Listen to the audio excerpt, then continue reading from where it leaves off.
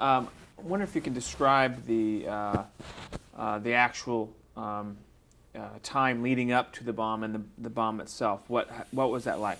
Well, besides the extensive filming on the freighter, then we received all kinds of briefings aboard the ship. Our camera platform was a ship, an APA, and everything was just kind of standby and until we got ready for this. All of the briefings told us that the ship would be at such and such a location and the heading would be such and such. And then we had a compass direction on the for us to point the cameras because the explosion was at night, before dawn, I should say. So all of the cameras were pointed in the proper azimuth according to the compass. And none of us were centered in the frame. So we thought that maybe the captain had not had the ship on the proper heading, so that we were, the initial explosion was in the frame, but it was not centered. So it wasn't until years later that we realized that it came out that they had missed the target by some 7 to 9 miles. The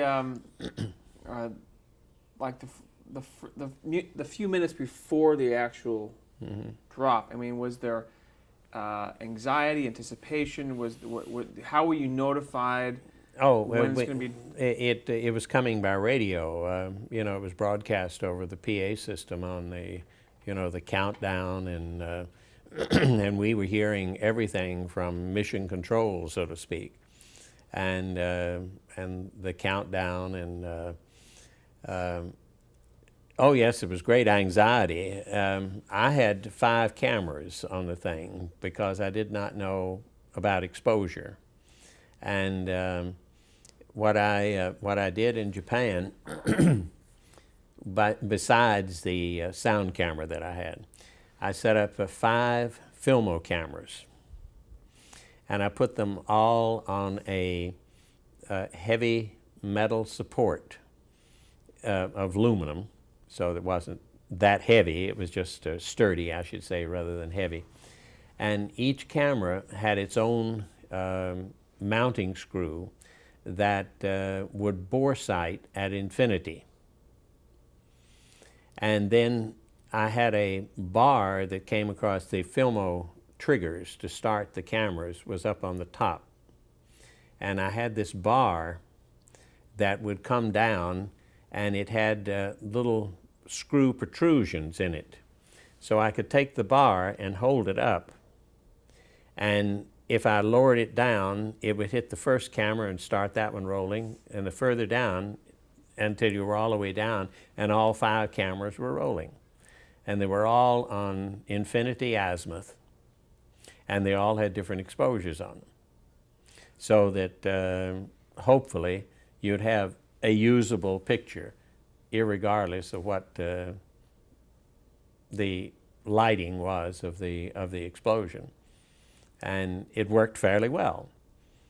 But in addition to that, I also had a sound camera, an Auricon sound camera, that I had on because it was, quite a while before the sound actually reached us, and before we felt anything in the way of a rush of air, from the explosion itself. Now, I don't recall the explosion rocking our ship. I don't think that happened, but we did have a feeling of the air later. And the sound of the explosion, I'm sorry. Oh, then the sound, yes. Mm-hmm. Exactly. Was it? I'm assuming the footage that you got was black and white. Yes, it was all black and white. Being there, was it a colorful sight? Was it bright white, or was it? Oh, it was blinding. We all wore goggles. You couldn't look at the fireball with your naked eye. It would have damaged your retinas. But after the explosion, I mean, were there colors from the explosion itself? Well, do you recall? had your mushroom cloud going up, and then we didn't see too much after the mushroom and the flare died out until it became just a little bit more light, and then of course you could see the turbulence in the atmosphere above the area, the water vapors and such as that that had been thrown up into the atmosphere, and you could see somewhat of the cloud going downwind from the explosion. Were any precautions taken as far as equipment, as far as radiation? Were you told in your briefings? Oh, we all wore radiation badges, which we turned in, at the end of this. But the radiation badges are just a normal precaution, and then they develop the thing and see if you were, if you received enough Roentgens to make any difference. Was there celebration of sorts after the bomb went out? Successful? No, I don't remember anything like that about it. No. But Both Dexter and I cautioned the still people that were there and the military people, since we had a sound camera running, don't come up with some great profanity, to foul up our sound. Great. Let's get to 20th Century. The TV CBS television series called The 20th Century, which was on starting in 1960. Were you hired specifically to work on that show, or were you assigned? When I was in the Orient, I did only specific things, and then when I moved back to America, then I worked on the show exclusively, and then from there to the 21st Century, and from there to 60 Minutes. Describe the format of the 20th Century. What kind of Well, show? it commenced really with, the associate producer was Isaac Kleinerman, who is the power behind Victory at Sea. Victory at Sea, thank you. And they were using a lot of World War II very interesting things, and then they started with their original shows. And the biggest thing, and by the way, we shot this in 35 millimeter. The biggest thing that I did in Japan for them was called The Changing Face of Japan, which was a two-part. It was normally a 30-minute program, but there was part one and part two. And this went through the very trying times with Japanese youth of this change in everything. Their culture was just in complete turmoil. Because of the war, of course. Because of the war, yes. And they were beginning to adapt Western ideas, and they couldn't get rid of the old Japanese ideas, and they modified them. And for example, the arranged marriage was still in vogue. It was the way that you did this in Japan. You didn't go out and find a girl and court her yourself. It was all a very formalized affair, and we put this on film, and I think rather effectively so. There was also a youth movement. I say a youth movement. It was really more than that.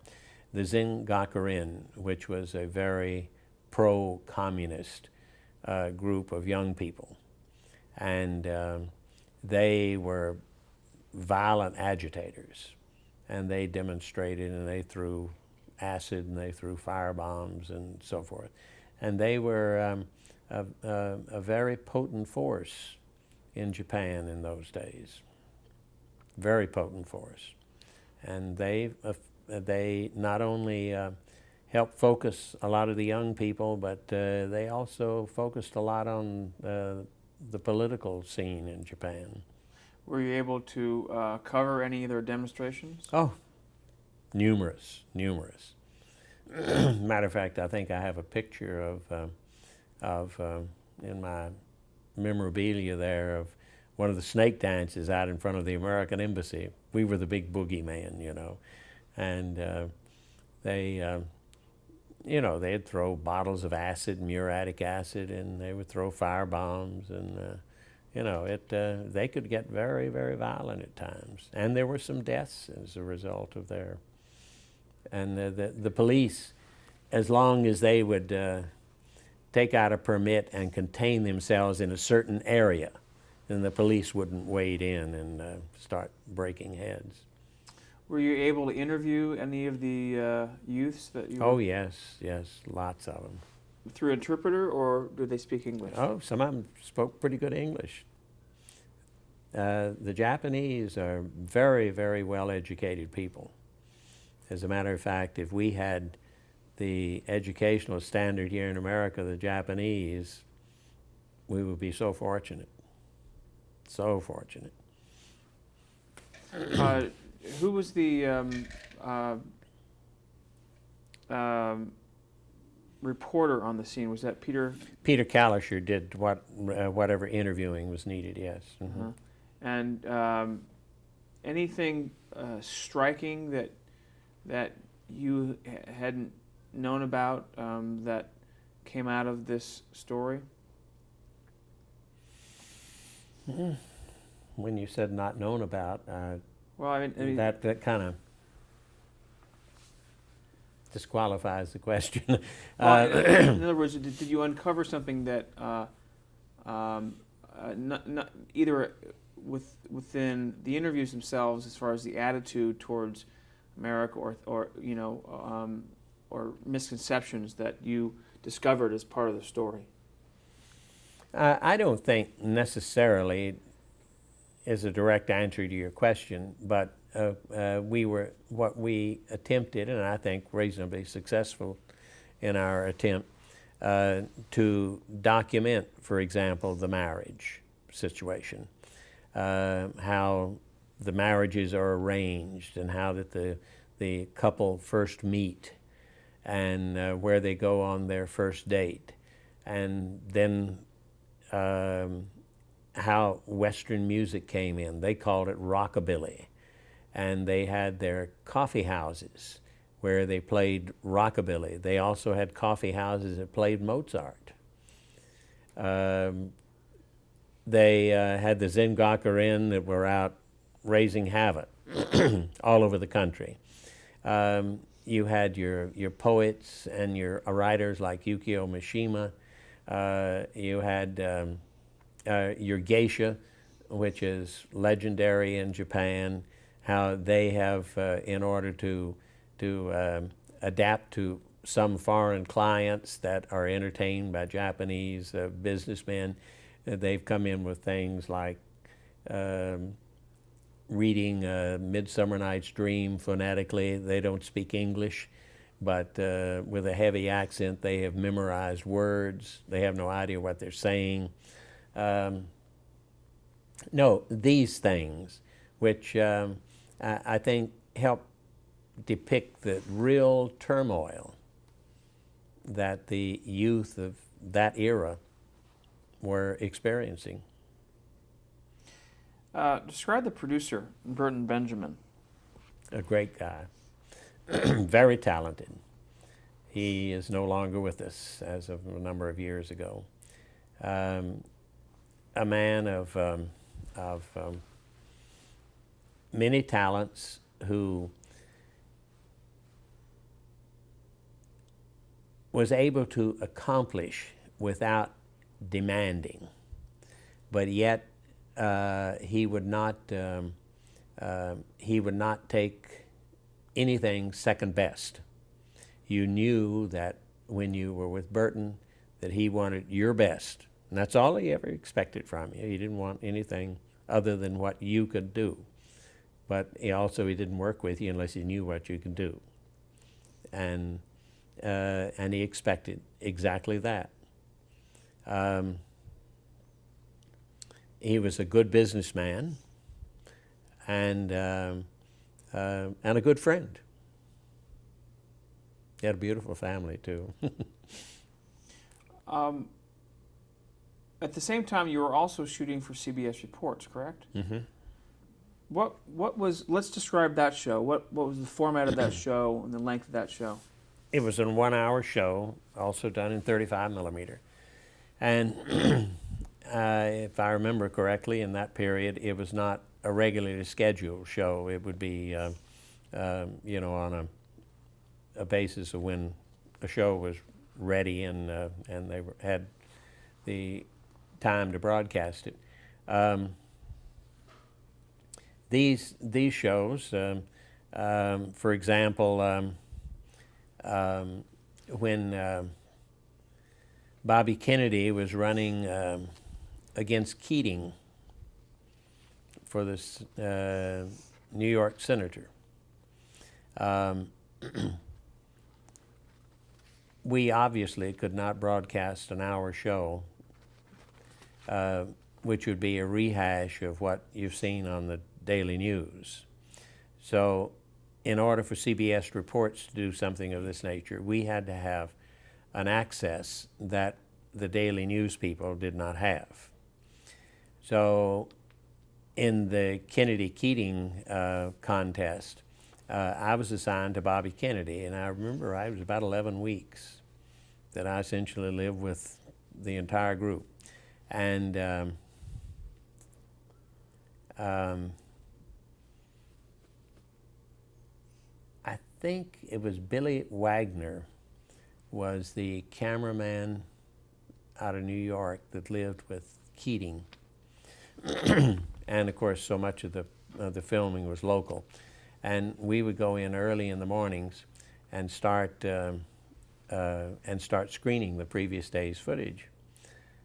And there was no contest, picture-wise and sound-wise, as to who was going to be elected if you depended solely upon our pictures and our sound to make your selection for voting. Because in the Kennedy clan, they had all of the PR, they had all the pizzazz. And when the plane with the old Martin 202 would taxi up with Bobby aboard at an airport, the people would be out there singing, "Hello, Bobby, oh, hello, Bobby." And, great fanfare, and all the people screaming and hollering and waving signs and so forth. And it was none of this for Keating.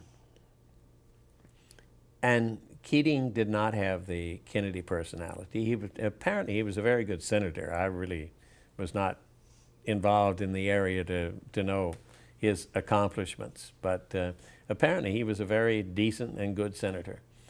And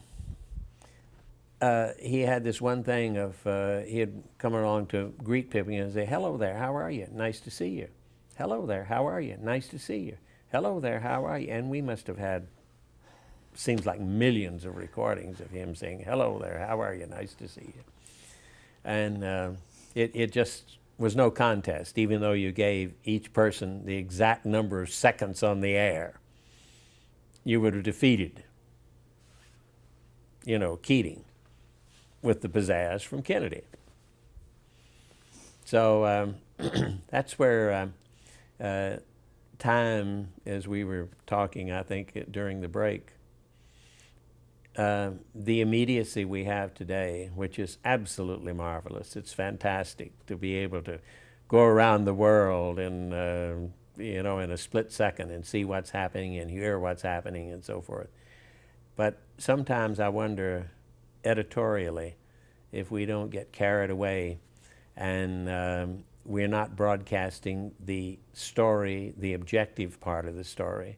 We train a camera on someone that is a big mouth and maybe is not as representative of what the story is and should be and what we should be telling.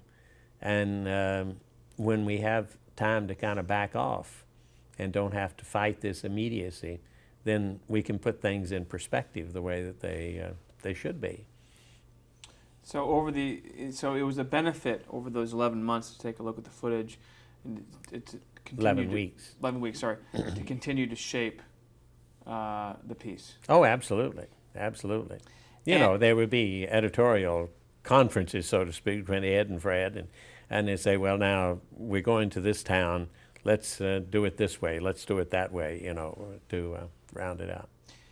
You said Ed and Fred. I mean, Fred Friendly. Fred Friendly and Ed Murrow. Is this the first time? Did you meet Fred Friendly on CBS Reports? Yes, that's correct. And what were your first impressions of him? Well, when Ed first brought me back, Ed Murrow first brought me back to America to join CBS Reports back here, I went back to New York and I was collecting equipment and so forth. And I was there for quite a while getting the equipment that I wanted. I was sitting in the screening room as much as possible, watching everybody's work and just listening. And there was a rather loud dispute one day over, I do not remember what the story was or really what the subject matter was, but there was a loud dispute between Fred and the producer. And the producer was really lobbying hard for this, and Fred was lobbying hard not for it. And the producer turned around and said, "What do you think, Wade?" Well, I would have not been so stupid as to ever open my mouth. But before I could have opened my mouth, Fred looked at the producer and said, "I'll have you know, this is not a Gallup poll, and this is not a democracy. It's out." And so that was kind of my most vivid early memory of Fred. Again, a giant in his field. And the people that are taking advantage of his knowledge today in the universities are very fortunate. Besides working with Murrow, what specific talents are unique to his ability to tell a story? Well, I think as we discussed earlier on in this interview, he's a very sensitive individual, very talented, and has a feel for his audience and being able to put his audience into the story that he's doing. And I think that's a gift in itself.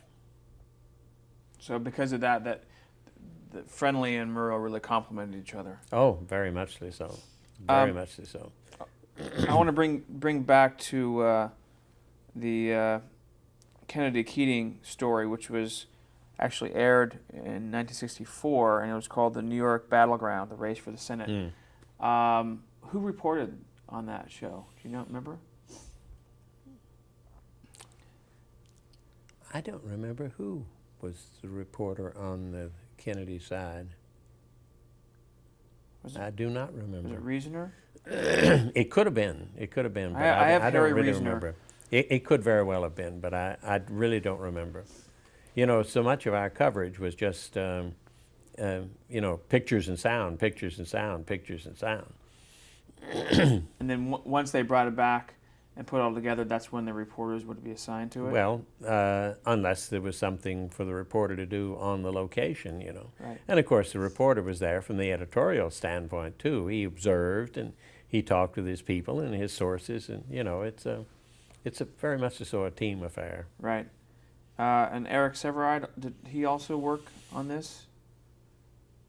I don't remember whether he was on the Kennedy Keating or not. Okay. Your records are probably much more accurate than mine. I have that Severide and Reasoner reporred.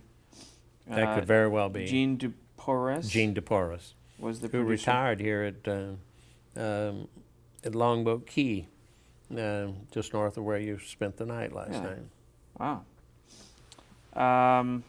Let's bring you back to 20th Century Show, and I kind of want to go through some of the specific shows and ask for any stories or anecdotes or specific ways that you were covered. Okay.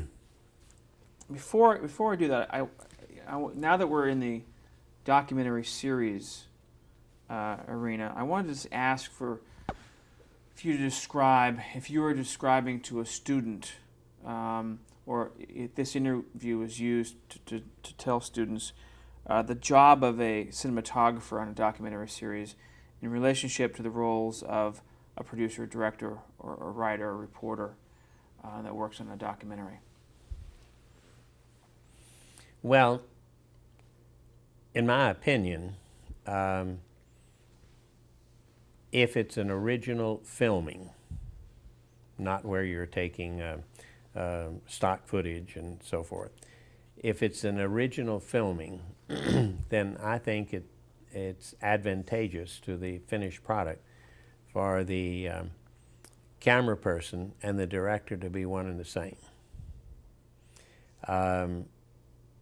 The producer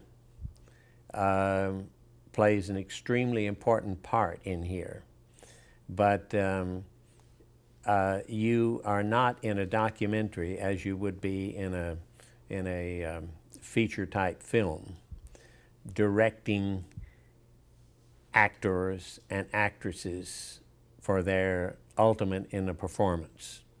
What you are doing is recording life as it is, not as you want it to be.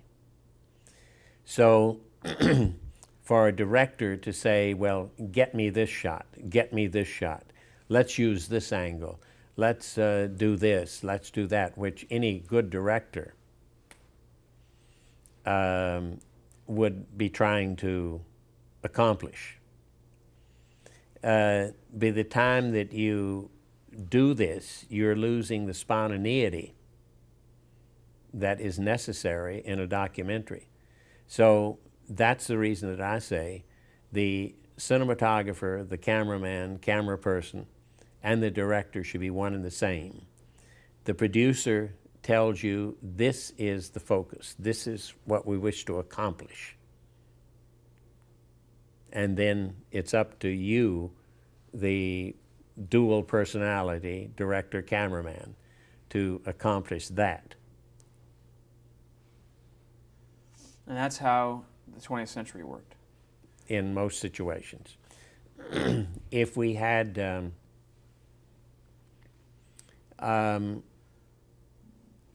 a situation where there was actual direction that could be done, then a lot of sometimes Bud would bring in, Burton Benjamin would bring in a director that would have a certain focus on something. But if it's a true documentary, then I go back to my original statement just a moment ago. Great. We'll take a break.